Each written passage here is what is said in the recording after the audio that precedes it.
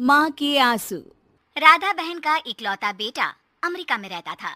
एक दिन राधा बहन का किराएदार कहता है, अरे माँ जी, अकेली बैठी रहती हैं, बेटे के पास क्यों नहीं चली जाती? अरे कैसे चली जाऊं, नई नई शादी हुई है, अभी तो थोड़ा बहू के साथ समय बिताएगा, तभी तो दोनों के बीच समझ बढ़ेगी ना। अरे कैसी बात कर रही हैं माँ जी, समझ बढ़ाने के लिए 5 साल काफी होते हैं। 5 साल की शादी को कोई नई शादी नहीं कहता। हाँ वो तो है, आया था पिछले साल उसका फोन, पूछ रहा था कैसी हो, पर अब तो काफी साल हो गए, कोई फोन भी नहीं आता। तभी फोन की बेल बजती है। लो 100 साल की उम्र है, आ गया मेरे मयंक का फोन। अच्छा, कैसे पता कि ये फोन उसी का है? अरे कैसे पता नहीं चलेगा, माँ हूँ मैं। अरे रहने दो माँ जी, 1 साल से जिसका फोन नहीं आएगा वो अब क्या करेगा?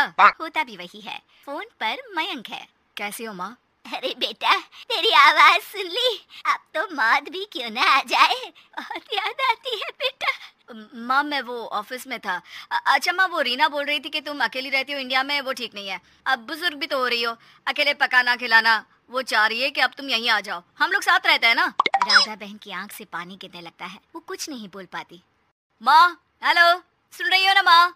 हाँ बेटा, तेरे साथ रहूंगी, सुबह शाम तुझे देखूंगी, और क्या जीवन में है तेरे पापा के जाने के बाद। तभी बीच में बेटा माँ को रोक देता है। हाँ हाँ ठीक है माँ, तो मैं आता हूँ अगले हफ्ते तुम्हें लेने के लिए। राधा बहन को तो मानो बुढ़ापे में किसी ने पंख दे दिए हो, उड़ी जा रही थी पूरे मोहल्ले में। अरे वो मयंक आ रहा है, अब तो अमेरिका जा रही हूँ मैं, वहीं रहूंगी।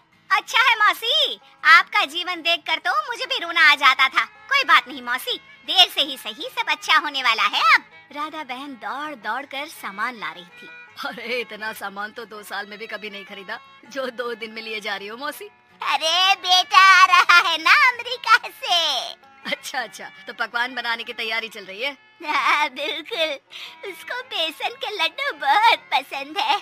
रात भर भूनना तलना ये सब प्रोग्राम चलता रहता है राधा बहन के घर में, और फिर वो दिन भी आ जाता है जब बेटा घर आता है।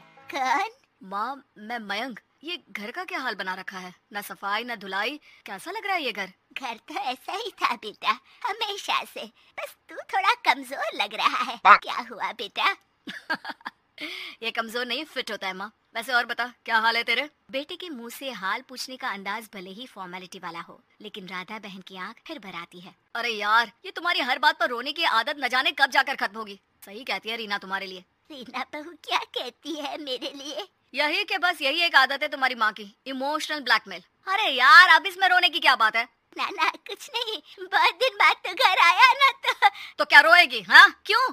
अच्छा ये ले, तेरे लिए रात भर बैठकर ये बेसन के लड्डू बनाए हैं, और ये अचार तुझे बहुत पसंद है ना? पसंद है नहीं माँ, पसंद थे।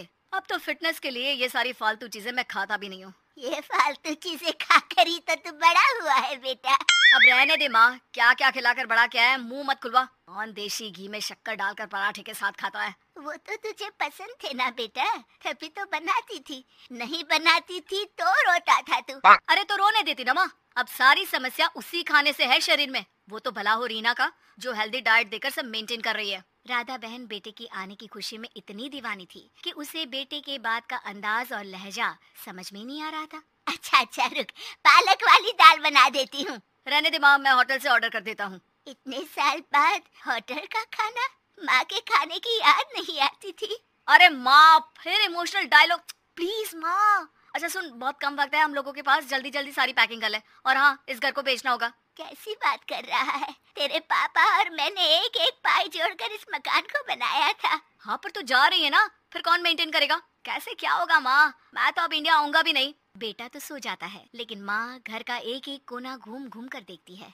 सही बात है, क्यों मोह माया जोड़ रही हूँ मैं इस घर से, आखिर बेटे के साथ रहना ही तो होता है हर माँ बाप को, लेकिन इनकी यादें हर एक कोने में है। खैर, औने पौने दामों में घर को बेच बेटा और माँ एयरपोर्ट के लिए रवाना हो जाते हैं। माँ यहीं बैठ, मैं अभी आया। नहीं बेटा, मैं साथ रहूंगी, पहली दफा आ रही हूँ ना। अरे माँ, टिकट बोर्डिंग सामान चेक इन 10 काम है, करके आ रहा हूँ ना। ठीक है, जल्दी आ जाना, यहाँ घबराहट होती रहेगी। बेटा माँ को समझाकर चला जाता है। माँ बैठी रह जाती है लेकिन बेटा आता ही नहीं। एयरपोर्ट के लोग बताते हैं कि इस नाम का लड़का तो कब का अमेरिका की फ्लाइट लेकर उड़ चुका है। माँ किसी तरह अपने बीके हुए मकान में ही आ जाती है। मुझे कुछ दिन रहने दो, पता नहीं क्या हुआ, हो सकता है कोई मजबूरी हो बेटे की। नया मकान मालिक कहता है, अरे माँ जी, कमरा तो मैं आपको दे दूं, पर भाड़े का क्या? पति की पेंशन भी है भैया। ठीक है, आप आराम से रहिए, लेकिन एक बात बताइए, आप किसी रिश्तेदार के घर क्यों नहीं चली जाती? अरे कैसी बात कर रहे हैं आप, मेरा बेटा कभी भी आ सकता है। अगर मैं उसे यहाँ नहीं मिली तो